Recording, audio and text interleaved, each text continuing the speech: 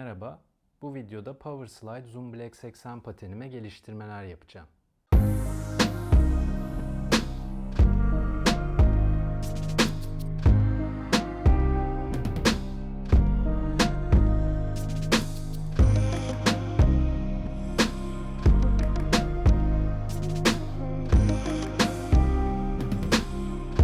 Bu pateni ilk kez denediğim vlogu ve daha sonrasında paylaştığım bir inceleme ve bir de ikinci deneme videolarını izlediyseniz bazı sorunlar yaşadığımı biliyorsunuzdur. Videoları izlemediyseniz de aşağıda açıklama kısmında bağlantılardan her birine ulaşabilirsiniz. Sorunlardan biri patenin ayağıma vurmasıydı ve bunun çözümünün çok basit olduğunu söylemiştim. Şimdi hemen isterseniz bu sorunu çözelim. Evet, iç botumu çıkarttım. Bakın şurada gördüğünüz gibi şu kafların denk geldiği yerlerde içte vidalar var ve bunlar ayağınıza vurma yapabiliyor. Bunları yapı marketlerde satılan kalınca bantlar olabilir. Şöyle keçeler satılıyor. Bu keçeler olabilir. Ben diğer pateni aslında şundan yapmıştım ama bu böyle sert bir sünger gibi. Daha güzel bir malzeme ama bundan bulamadım. Şöyle bir şey var. Böyle bir şey de kullanabilirsiniz ama bu biraz kalın geldi bana. Nispeten daha ince olan şu keçeyi kullanacağım. Bunların bir tarafı yapışkanlı oluyor. Bunu alıp şöyle şunun üstüne denk gelen yere yapıştırdığınız zaman diğer tarafa da yapıyorum. Evet, gördüğünüz gibi iki tarafta kapandı. Diğer patene de aynı şeyi yapıyorum.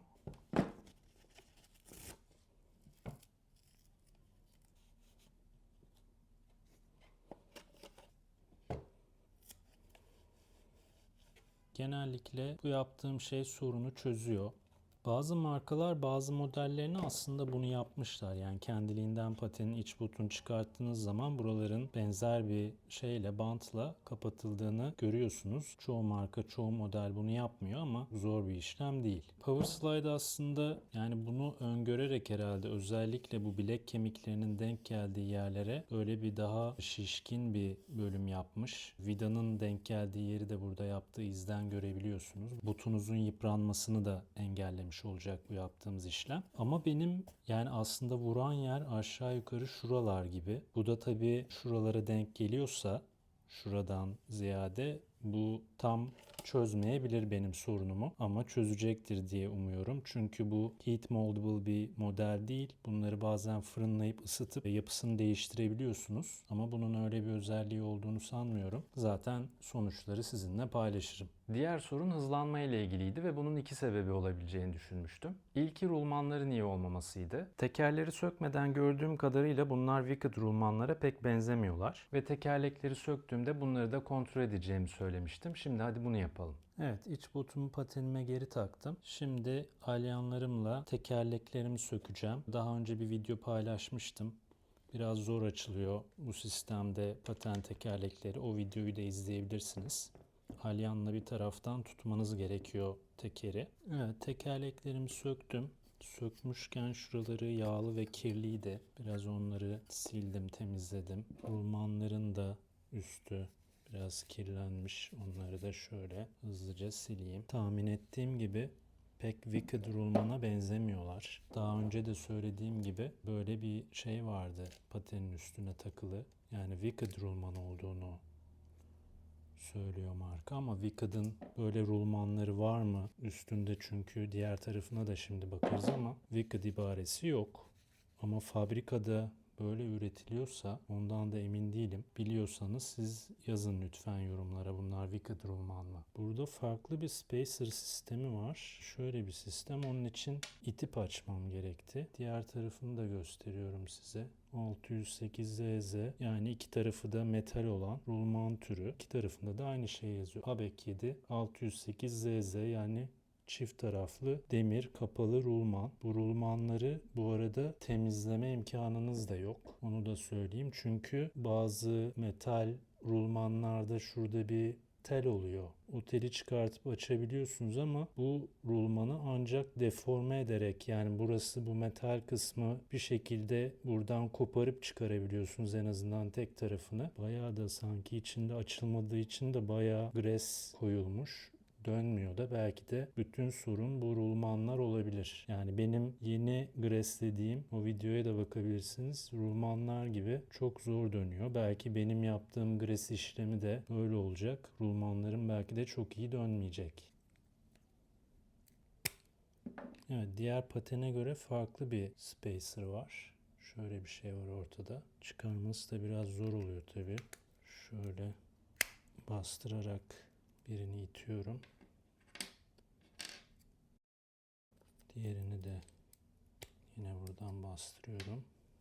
Tekerlerim iyi durumda. Bunları diğer patenimle kullanırım. Çok az kullandım. Yani çok hafif aşınma var. Flying Eagle patenim 80 milim olduğu için bu tekerlekleri onda değerlendireceğim. Rulmanların bazıları fena değil aslında ama bunda mesela bir hafif bir ses var. Kalitesiz rulmanlar değil. Sonuçta ABEK 7 rulmanlar ama Wicked markasının rulmanları değil. Size hemen Wicked markasının rulmanlarını da göstereyim. Bunlar Wicked'ın ABEK 7 rulmanları. Üstünde Wicked'ın logosu var. Önceki videolarda da bahsettiğim gibi kırmızı siyah. Bir tarafı açık, bir tarafı plastik kapaklı rulmanlar. Bunlar da aslında böyle elde çevirdiğinizde şu an çok iyi dönmüyor ama sanki bir tık daha açık gibi diğer rulmanlara göre. Bu da yine aynı markanın ABEK 5 rulmanı. Yine aynı şekilde Wicked logosu var ve ABEK 5 yazıyor. Yine diğer tarafı açık. Şöyle yapayım. Yeni aldığım tekerleklere bu rulmanları takayım. Şu rulmanların da çöp olmasını istemiyorum. Çünkü Wicked ABEK 7 rulmanları tanesi 90 küsür lira. Tabii her iki patene her tekerleğe ikişer tane takıldığı için 16 tane almanız gerekiyor. 1500 liraya yakın bir para verdim. Onun için rulman da pahalı bir şey. Bu rulmanlarla önce bir yeni aldığım tekerlekleri deneyeceğim. Eğer olmazsa ya ABEK 5 ya ABEK 7 rulmanları takar. Onlarla tekrar denerim ama önce bir tekerlekleri denemek istiyorum.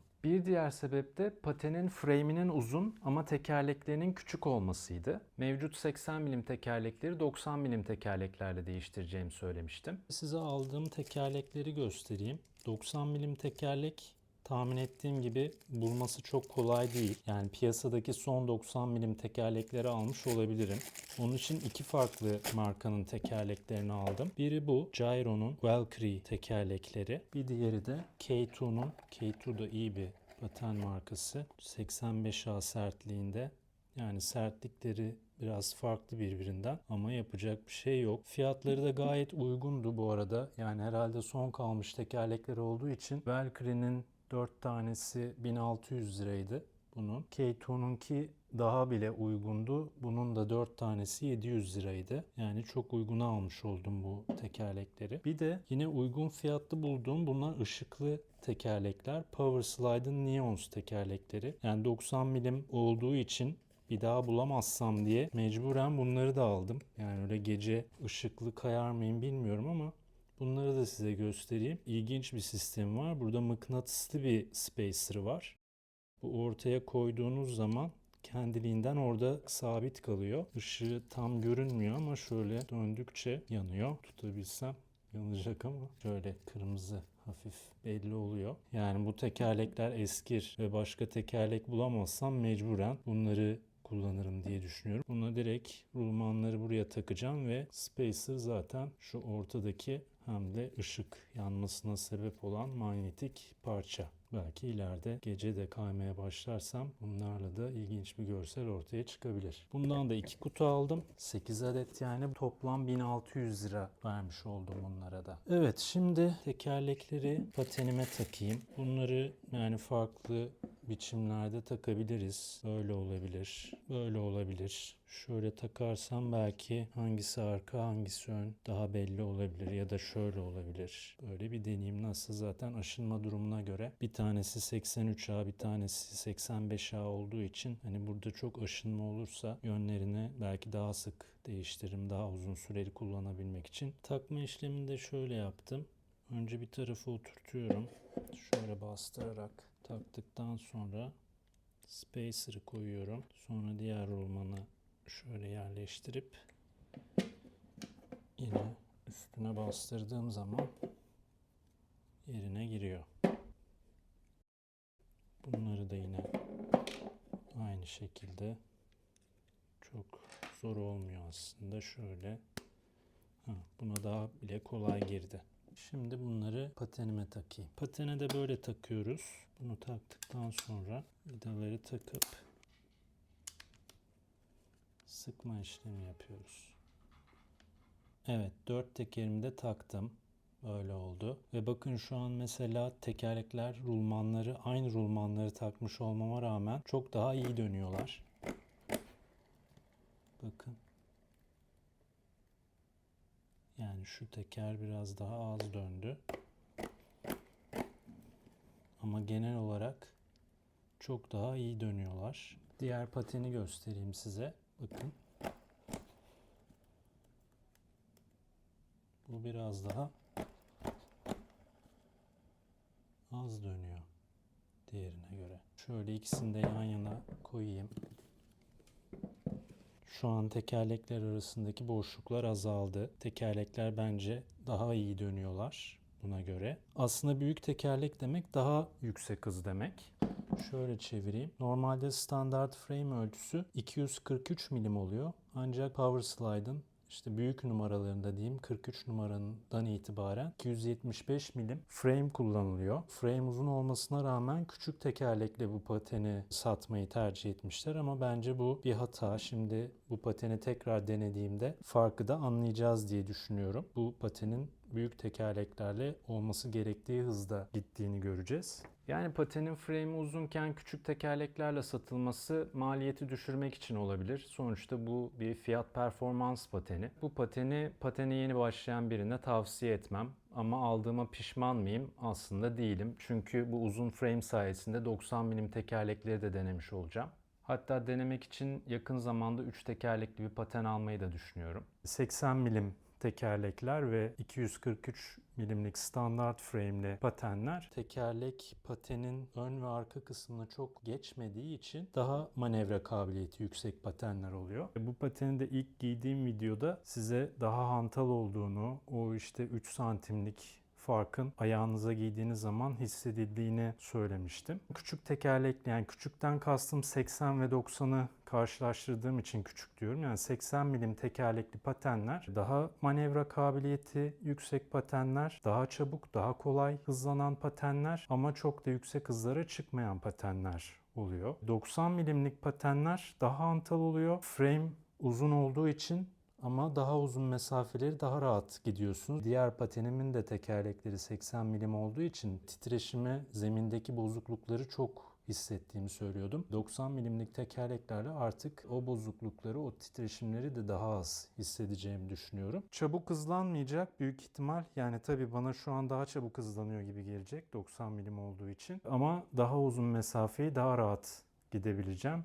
Ki o da bir sorundu. Bayağı uzun mesafe kaymıştım bu patenle, 4-5 kilometre civarı ve çok yorulmuştum. Bunun da sebebi yine bence frame'in uzun, tekerleklerin küçük olmasıydı. Daha dengeli olacak, daha hızlı gideceğim. Önce diğer patenin videosunu çekip, çünkü onun da rulmanlarını temizlemiştim. Bu da gerçi gres yağı kullanılmış, belli hissediyorum, ellerimde de hissediyorum o yağı. Çok aşırı da dönmüyor. Belki önce bununla bir çekim yapmayı da düşünebilirim. Tabii ama biraz bu şimdi beni korkutmuyor da değil. Tekerlekler büyüdüğü için, gerçi çok da bir yükseklik farkı yok gibi ikisinin arasında. Burada tabii tekerlek buraya doğru da büyüdüğü için evet, yükseklik olarak öyle korkulacak kadar bir fark yok ikisi arasında. Şöyle de göstereyim. Yani birkaç milimetrelik fark oldu iki patenin yüksekliği arasında. O zaman belki de önce bu pateni denerim. Oldu mu olmadı mı görürüz. Evet, patenimiz artık Powerslide Zoom Black Orange Red 90 oldu. Abone olmayı unutmayın. İşinize yarayabileceğini düşündüğüm diğer içerikler yanlarda belirecek. Onlara tıklayarak onları da izleyebilirsiniz. Görüşmek üzere.